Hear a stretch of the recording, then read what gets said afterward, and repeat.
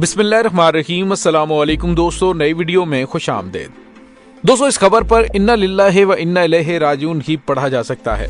Pakistan default कर गया, लेकिन पाकिस्तान के वजीर आजम कौम को बेवकूफ बनाते रहे। पूरी दुनिया में पाकिस्तानी सफारत खानों को फंड्स की अदायगी रोक दी गई, तनख्वाहें बंद, जबकि वजीर आजम की जानिब से अजीबो गरीब बयान दे दिया गया। पूरी पाकिस्तानी कौम को बेवकूफ बनाना शुरू। जबकि दूसरी जानिब पाकिस्तानी सियासतदान मुराद सईद को कत्ल की धमकियां, सदर पाकिस्तान को खत लिख दिया गया। वीडियो की तफसील में जाने से पहले आप देख रहे हैं हकीकत की दुनिया डॉक्टर अली के साथ। हमारा चैनल सब्सक्राइब करके घंटी के निशान को दबाना मत भूलिएगा। इस वीडियो को ज्यादा से ज्यादा फेसबुक, व्हाट्सएप और सोशल मीडिया पर शेयर जरूर करें। शेयर और लाइक करने के साथ साथ कमेंट बॉक्स में पाक फौज जिंदाबाद, पाकिस्तान पाइंदाबाद और पाकिस्तान के गुमनाम हीरोज को सलाम का नारा कमेंट जरूर कीजिएगा। दोस्तों, आखिर वही हुआ है जिसका खतरा जाहिर किया जा रहा था। मुसलसल मुआशी माहिरीन इस बात का इजहार कर रहे हैं कि पाकिस्तान की मईशत की हालत इंतहाई खतरनाक फेज में दाखिल हो चुकी है और किसी वक्त भी पाकिस्तान डिफॉल्ट कर सकता है। लेकिन हुकूमत की जानिब से, वजीर खजाना की जानिब से, वजीर दाखिला की जानिब से कौम को बेवकूफ बनाए जाने का सिलसिला जारी रहा। दोस्तों, वफाकी वजीर खजाना इसहाक डार ने कहा कि ओपोजिशन फर्जी किस्से सुनाकर सरमायाकारी रुकवा रही है। पाकिस्तान डिफॉल्ट नहीं करेगा। ये ओपोजिशन के गैर जिम्मेदाराना बयान से नुकसान पहुंच रहा है। मुल्क के डिफॉल्ट का मुसलसल राग अलापना अफसोसनाक है। उन्होंने अपने एजाज में दिए कि जोहराने में ये शिकवा किया कि माली निजाम बेहतर बनाने की पादाश में 8 साल मैंने जिला वतनी में गुजारी, दहशत गर्दों जैसा सलूक किया गया। इसहाक डार का फरमाना बजा है कि करप्शन के झूठे दावों और बयानात से मुल्क को नुकसान होता है, लेकिन वो ये भूल गए कि जब इमरान खान की हुकूमत थी और वो अपोजिशन में थे तो उस वक्त ये लोग भी मुआशी बदहाली और करप्शन की कहानियां सुनाते थे। मिस्टर 10%, मिस्टर 100%, सरे महल, रोज वैलेट होटल और सारे बयानात और इल्जामात यही पीपल्स पार्टी और मुस्लिम लीग एक दूसरे पर लगाया करते थे और इमरान खान पर भी ऐसे ही इल्जामात लगाए जाते थे। ये लोग मुल्क की डिफॉल्ट और मुल्क को IMF के हवाले करने के इल्जामात लगाते थे। एक और मसला हर हुकूमत के दौर में होता है और वो ये है कि हर एक हुक्मरान अपनी अपनी ओपोजिशन के खिलाफ झूठे सच्चे मुकदमात बनाता रहा। लेकिन अफसोसनाक बात यह है कि किसी ओपोजिशन के दावे सच्चे साबित ना हुए और किसी हुकूमत के बनाए हुए मुकदमात साबित ना हो सके। इसी तरह तरक्की के दावे भी दुरुस्त ना निकले। इल्ला माशाल्लाह के इसी तरह ओपोजिशन के दावे भी दुरुस्त नहीं हो पाते। इक्का दुक्का ठीक हो जाते हैं, लेकिन अपने दौरे हुक्मरानी में ये लोग भी किसी इल्जाम को तो साबित कर नहीं पाते, लेकिन अपनी ओपोजिशन के खिलाफ इसी किस्म के मुकदमात कायम करते हैं जो उनके खिलाफ किए गए थे। मौजूदा वजीर दाखिला राना सनाउल्लाह पर इमरान खान के दौर में गाड़ी से मंशियात बरामद होने का मुकदमा दर्ज किया गया। जुलाई 2019 में राना सनाउल्लाह को गिरफ्तार किया गया। 6 महीने जेल काटी। इसहाक डार को भी शिकवा कि उनके साथ दहशतगर्दों वाला सलूक किया गया। लेकिन सवाल यह है कि ये शिकवा करने वाले अपने दौरे हुकूमत में क्या कर रहे हैं। इमरान खान पर मुकदमे पे मुकदमा बन रहा है। आजम सवाती वही शिकवे कर रहे हैं जो इसहाक डार और राना सनाउल्लाह कर रहे थे। क्या वजह है कि ये किसी और दौरे हुकूमत में ठीक नहीं हो सका और ये मसला पहली मर्तबा नहीं आया। दोस्तों, यहाँ पे आपको ये बताते चलें कि इस वक्त तमाम तर सूरत हाल ये है कि इस वक्त मौजूदा हुकूमत के मुल्क की तरक्की के दावे ढेर साबित हुए हैं। आलमी इदारों की कड़ी शराइत की वजह से पाकिस्तानी अखबारात में छपने वाली खबरें नहीं होती। उनके पास अपने दिए हुए फंड्स के गलत इस्तेमाल के सबूत होते हैं और किसी तौर पर भी अपने फंड्स को गलत इस्तेमाल होते नहीं देखते। और वो फंड्स भी देते हैं अपना एजेंडा भी, और इनके एजेंडे को तो हमारे हुक्मरान पूरी ईमानदारी से नाफज बल्कि मुसल्लत करते हैं, लेकिन फंड्स को खुर्द-बुर्द करते हैं।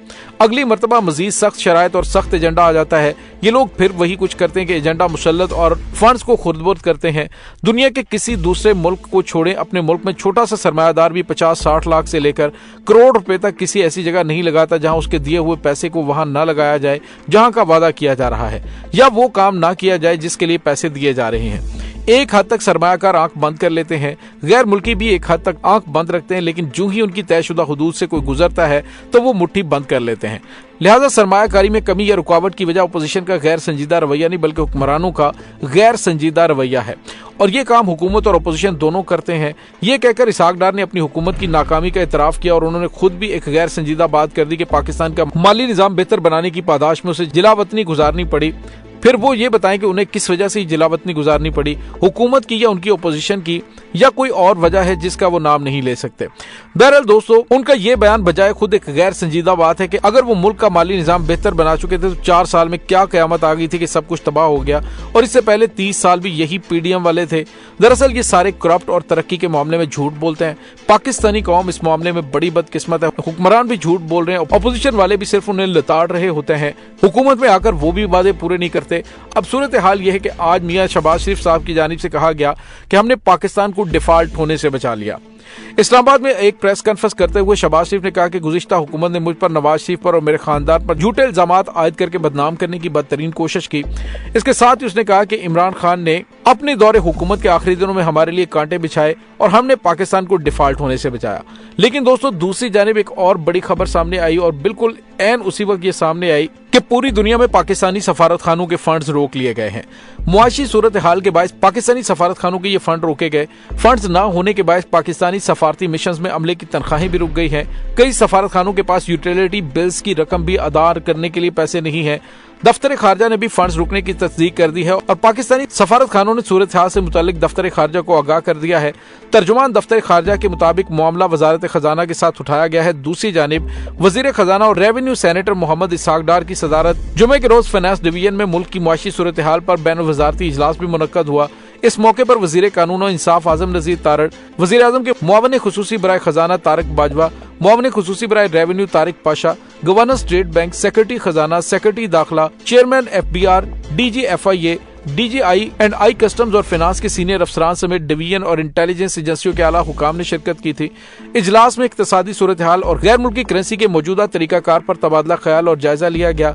गंदम और यूरिया की स्मगलिंग, इंसदाद स्मगलिंग निजाम को मजबूत बनाने के लिए मुख्तलिफ इकदाम पर तबादला ख्याल हुआ और वजीर खजाना ने मुल्क की मुआशी सूरत हाल पर रोशनी डालते हुए इस मकसद के लिए तमाम जरूरी प्लेटफॉर्म्स के दरमियान हमआहंगी की जरूरत पर जोर दिया।